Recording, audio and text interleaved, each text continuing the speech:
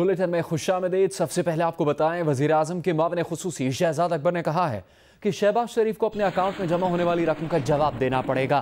जिन फरिश्तों ने शहबाज शरीफ के अकाउंट में 1 करोड़ रुपए से ज्यादा की रकम जमा करवाई वो मंजर आम पर आ गए हैं। हर ट्रांजैक्शन की पूरी तफसील मौजूद है। शहबाज शरीफ को मिलने वाले किकबैक्स की ट्रेल मौजूद है। शहबाज शरीफ की करप्शन में साथ देने वाले किरदार भी सामने आ चुके हैं। वफाकी वजीर इत्तलात शिबली फराज ने कहा कि करप्शन के वायरस का तिर्याक इमरान खान है। आवाम के खून को चूसने वाले वायरस को इमरान खान ही खत्म करेंगे। ऑपोजिशन ने पार्लियामेंट में हुकूमत को नाअहल साबित करने की कोशिश की। उन्होंने कहा कि क्या कौमी इदारों को मजबूत करना, करप्शन के खिलाफ जंग को आगे बढ़ाना, गरीब आवाम का ख्याल रखना और इनको रिलीफ देना नाअहली है। और मुस्लिम लीग नून के रहनुमा मलिक अहमद खान ने कहा है कि शहजाद साहब, आप बैरिस्टर हैं, आपको प्रोसीड ऑफ क्राइम का मतलब पता है। कभी बैंक ट्रांजैक्शन की दस्तावेज आपने पढ़ी? नैब के तहत होने वाली कार्रवाई कभी आपने पढ़ी? हमें तो आपकी डिग्री पर शक है। मलिक अहमद खान ने कहा कि आपकी बेहुदा बातों का मुकम्मल जवाब ईद से पहले दिया जाएगा। शहजाद साहब, आप बैरिस्टर हैं, आप वकील हैं, प्रैक्टिसिंग लॉयर थे। आपने कभी गौर से देखा कि फील्ड 50K क्या है? फील्ड 79 ऑफ टेलीग्राफिक ट्रांसफर क्या है? बैंक ट्रांजैक्शन का डॉक्यूमेंट आपने कभी पढ़ा है आज तक? आपको प्रोसीड ऑफ क्राइम के मीनिंग्स आते हैं? आपने कभी आज तक नैब के लॉ के ताबे होती वो इन्वेस्टिगेशंस जिनमें क्रिमिनल प्रोसीड ना हो, इससे कबल कभी देखी हैं? ये तो बिल्कुल एक अदरवाइज कॉन्सेप्ट इन्होंने क्रिएट कर दिया और एक ऐसी बात कर दी कि आपने एक डेक्लरेटरी रिजीम में जाना है। अगर आपके बैंक में कोई पैसे हैं तो आपने वो भी बताने हैं और वो नैब को बताने। यानी जो मैं टैक्स रिटर्न फाइल करता हूँ वो लॉ रिडंडेंट, जो इकोनॉमिक रिफॉर्म एक्ट है वो लॉ रिडंडेंट, जो मैं अपनी SCCP को डिटेल्स जमा कराता हूँ वो सब रिडंडेंट। और मुल्क के अंदर सिर्फ 2 लोग काम करेंगे, एक वो जो शहजाद अकबर की विम्स पर नैब और FIA काम करेगी और उनके ऊपर सुपरविजन शहजाद अकबर करेगा, बाकी सारा पाकिस्तान मतरूक। शहजाद साहब, खातिर जमा रखें, आपके ये 10 और 18 सवाल और ये आपकी बेहुदा किस्म की ये बातें कि ये we will sort it out इंशाल्लाह, before Eid we will sort it out. Muslim League Noon की तर्जुमान मरियम औरंगजेब ने कहा है कि सालाना 8 करोड़ इनकम टैक्स देने वाले शहबाज शरीफ पर 49 लाख का मज़ाक़ा खेज इल्ज़ाम लगाने पर नैब न्यासी गठजोड़ को डूब मरना चाहिए। शहबाज शरीफ पर 49 लाख का इल्ज़ाम एहतसाब के जनाजे की फातेह है। IMF जाने पर तो नहीं कि इमरान साहब 49 लाख के इल्ज़ाम पर आज खुदकुशी कर लें, क्योंकि उनका करप्शन का झूठा बयानिया अब नहीं बिक रहा। आवाम हुकूमत की खिदमत के इम्तिहान में फेल हो चुकी, इसीलिए सियासी मुखालिफिन का मीडिया ट्रायल जारी है। मरियम औरंगजेब ने कहा, इमरान साहब की आटा चीनी चोरी की डकैती की रिपोर्ट छुपाई जा रही है। इमरान साहब के अरबों रुपए के 23 खुफिया accounts, foreign funding, Malam Jabba helicopter case में करप्शन हुई, उसका हिसाब दे।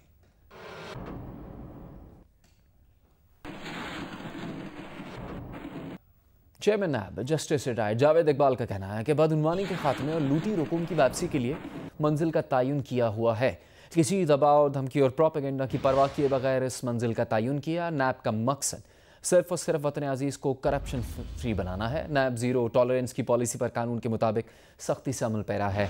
आमदन से ज़्यादा असासे बनाने वालों और मनी लॉन्ड्रिंग करने वालों के खिलाफ तहकीकात मंतकी अंजाम तक पहुँचाएंगे। भी आपको बताएं, पंजाब हुकूमत और ट्रांसपोर्टर्स के दरमियान किराए में कमी समेत दीगर मामला तय पा गए हैं। हुकूमत ने इंटरसिटी और बैन अज़लाई ट्रांसपोर्ट के किराए में 20% कमी का ऐलान किया है। ट्रांसपोर्टर्स ने मुतालबा किया कि टोल टैक्स में 50% कमी की जाए और टोकन टैक्स 1 साल तक मौखर कर दिया जाए।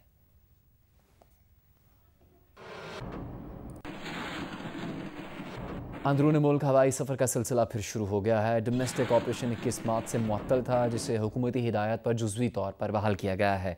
कोरोना वायरस SOPs के तहत तैयारों की आधी नशिस्तें खाली रखी जाएंगी, मगर ये नुकसान किराए में इजाफा करके पूरा किया गया है। कराची से लाहौर और इस्लामाबाद तक का एक तरफा टिकट 51,000 रुपये तक गया और पेशावर तक का किराया 37,000 रुपये तक वसूल किया जा रहा है।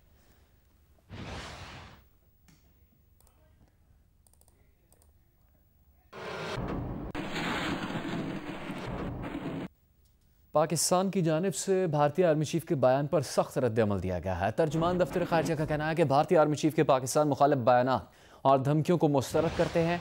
ये भारत की जानिब से मकबूजा कश्मीर की सूरत हाल से तवज्जो हटाने की नाकाम कोशिश है। तर्जुमान दफ्तर खारजा ने आलमी बिरादरी से भारतीय अज़ाइम का नोटिस लेने का भी मुतालबा किया।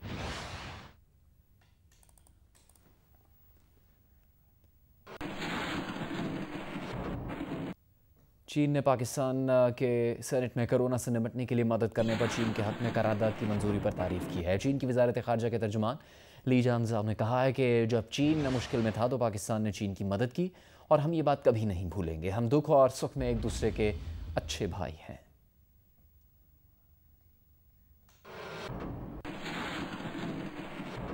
वफाकी वज़ीर मनसूबाबंदी असद उमर की ज़ेर सदारत national command and operation centre का इजलास हुआ। पाकिस्तान में 24 घंटों के दौरान सबसे ज़्यादा 14,878 कोरोना वायरस टेस्ट किए गए। पाकिस्तान में कोरोना टेस्टिंग लेबॉर्ट्रीज़ की तादाद से मुताल्लिक बताया गया कि तादाद 70 हो गई है। असद उमर ने कहा कि पाकिस्तान में टेस्टिंग सलाहियत में 14,000 से ज़्यादा का इजाफा हौसला अफजा है।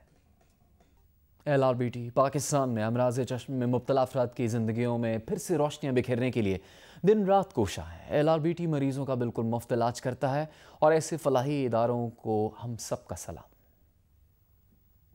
LRBT के चेयरमैन जनाब नजम साकिब हमीद साहब हमारे साथ मौजूद हैं। बहुत शुक्रिया नजम साहब, आपने वक्त दिया। आप बहुत बड़ा काम कर रहे हैं, लोगों को उनकी रोशनी वापस दिलाते हैं। इस दुनिया में जो अल्लाह ताला ने रंग रखे हैं वो लोग आपकी बदौलत देखने के काबिल होते हैं। बताइएगा, इतने सालों से ये सिलसिला जारी है। देखिए, LRBT जैसे आपने फरमाया 1984 में कायम हुआ था, काम करना शुरू किया इसने 1985 में। शुरू हुआ था ये एक सिर्फ मोबाइल यूनिट से, जो टंडोबागो से हमने काम शुरू किया और ख्वाब ये था कि एक सारे पाकिस्तान में जाल बिछा दिया जाए उन आँखों के अस्पतालों का जो गरीब लोगों की मुफ्त इलाज करते हैं, चाहे वो सिर्फ डिफ्रैक्शन हो या सर्जरी हो, हर चीज़ मुफ्त होती है, दवाइयाँ मुफ्त मिलती हैं, हर चीज़ होती है। इस वक्त हमारा जो जाल है 19 अस्पताल हैं, 58 क्लिनिक्स हैं, तो 75 फैसिलिटीज़ हैं इस वक्त। और हमने पिछले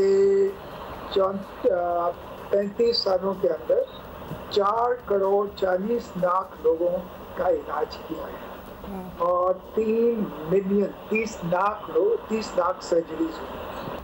तो ये आपको इसका कुछ पैमाना पता लग जाएगा कि पाकिस्तान के अंदर सबसे बड़ा आंखों का इदारा है।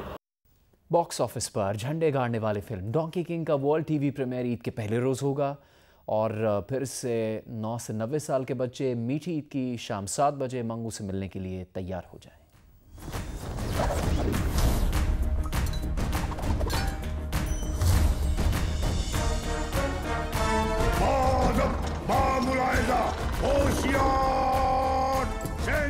जंगल तशरीफ ला रहे हैं। इस मीठी ईद पर आप सिनेमा नहीं जा सकते तो क्या हुआ, 9 से 90 साल के बच्चों से मिलने डोंकी किंग खुद आपके पास आ रहा है। जियो एंटरटेनमेंट सिनेमा आपके घर ला रहा है।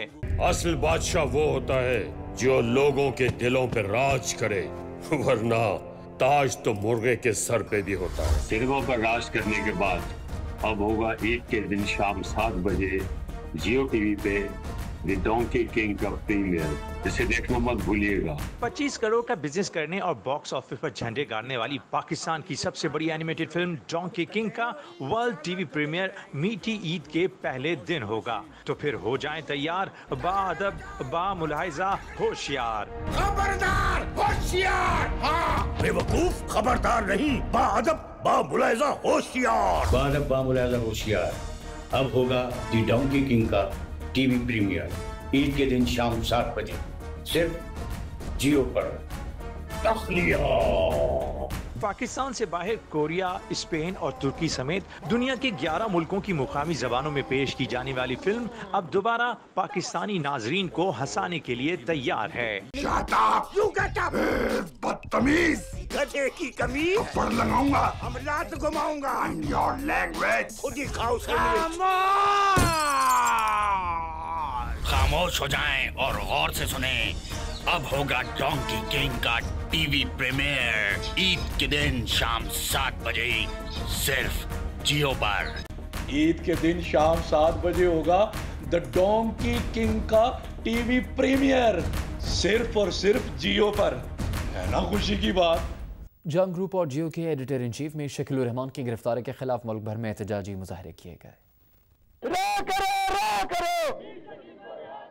एडिटर इन चीफ जंग और जियो मीर शकील रहमान की गिरफ्तारी के खिलाफ कराची में होने वाले एहतजाज में सियासी, समाजी, मजहबी, वकला, असातिज़ा और सिविल सोसाइटी के रहनुमाओं ने शिरकत की। साबिक सदर सुप्रीम कोर्ट बार यासीन आजाद ने कहा कि मीर शकील रहमान की गिरफ्तारी गैर कानूनी है, किसी को जुर्म साबित हुए बगैर गिरफ्तार नहीं किया जा सकता। मुजाहिरे से secretary general APNEC Shakeel Yameen Kanga, सदर the news union Saeed Mohiuddin, general secretary the news union Dara Zafar, people's labours bureau के रहनुमा Amin Baloch, general secretary Javed press Rana Mohammad Yousuf और दीगर ने भी खिताब किया। मीर शकील रहमान की गिरफ्तारी के खिलाफ रावलपिंडी जंग बिल्डिंग के सामने मरी रोड पर रोजाना की बुनियाद पर एहतजाज जारी है। शुरा ने वाजे किया कि अगर मीर शकील रहमान को रिहा न किया गया तो ईद के बाद सहाफी अपनी तमाम तवानाइयों समेत इस्लामाबाद और रावलपिंडी की सड़कों पर होंगे। जंग जियो ग्रुप के editor in chief Mir Shakeel Rahman की गिरफ्तारी के खिलाफ लाहौर में भी एहतजाज किया गया। एहतजाज करने वालों का कहना था कि 34 साल पहले खरीदी गई प्राइवेट प्रॉपर्टी में मीर सहाफत मीर शकील रहमान की गिरफ्तारी का मकसद सिर्फ और सिर्फ मीडिया को दबाना और झुकाना है। पेशावर में मीर शकील रहमान की गिरफ्तारी के खिलाफ एहतजाजी मुजाहरा जंग जियो और द न्यूज के दफातर के सामने किया गया। कोयटा में जंग और जियो के कारकुनों का editor in chief Mir Shakeel Rahman की अदम रिहाई और जंग जियो और द न्यूज को बंद करने की कोशिश के खिलाफ एहतजाजी मुजाहरा किया गया।